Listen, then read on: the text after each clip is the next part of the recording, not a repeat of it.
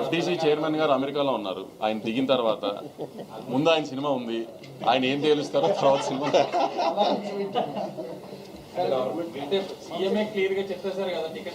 అదే సార్, ఇప్పుడు మీకు చెప్పిందే నేను వింటాను కదా, నేను కొత్తగా నాకేం చెప్పరు కదా సపరేట్గా. సీఎం గారు చెప్పేశారు ఓకే. ఇప్పుడు ఎఫ్టీసీ చైర్మన్ గారు సినిమా నాకంటే ముందు ఉంది, ఆయన ఏం తేలుస్తారో మాది అదే కదా.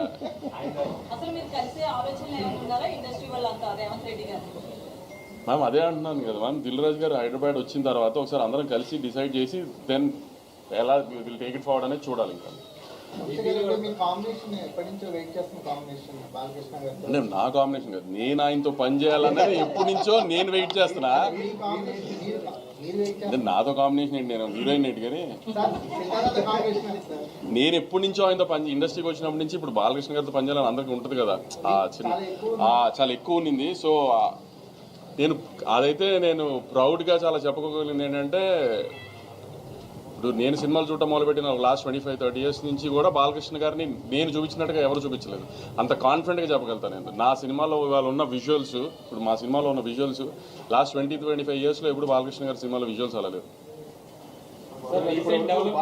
సినిమా పరిశ్రమ మీద ప్లస్ కానీ మైనస్ కానీ ఉండే అవకాశం ఉందా?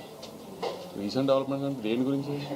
అల్లు అర్జున్ గారి అరెస్ట్ బయటకు రావడం. సార్ ఒక్క డాకు మహారాజ్ గురించే మాట్లాడుకుందాం ప్లీజ్. నేను అందుకే పేరు చెప్పలేదు కదండి. రీసెంట్ డెవలప్మెంట్, నాకు రీసెంట్ డెవలప్మెంట్ అంటే సినిమా మీద అది ప్రభావం వద్దా సార్, అసలు ఆ ఎలిమెంట్లు పోస్టర్స్ చూస్తే మళ్ళీ చైల్డ్ సెంటిమెంట్ ఉంది, పాప సెంటిమెంట్ కనిపిస్తుంది పోస్టర్. గత సినిమా కూడా బాలకృష్ణ గారి సినిమాలో కూడా ఎపిసోడ్ ఉంది, అది మొత్తం ఎంటైర్ సినిమాలో ఉంటుంది, ఒక ఎపిసోడ్ కింద ఉంటుంది. అదే చెప్పాను కదండి, సినిమా మొత్తంలో బ్యూటిఫుల్ ఎంటర్టైన్మెంటు, పాప ఎమోషనల్, అలానే మిగతా యాక్టర్సెస్ లైక్ శ్రద్ధా శ్రీనాథ్ గారు కావచ్చు, ప్రజ్ఞ కావచ్చు, అలానే బాబీ డేల్ కావచ్చు, అందరికీ ఇంపార్టెన్స్ ఉన్న క్యారెక్టర్లే ఉంటుంది. ఈ కథ ఎక్కడో కొండలో కోయలు సొంబల్ లోయ ఉన్న కథ తెలుగు వాళ్ళకి ఎలా కరెక్ట్ అవుతుంది అసలు? మీరు విక్రమార్కుడు చూసారా గురుగారు?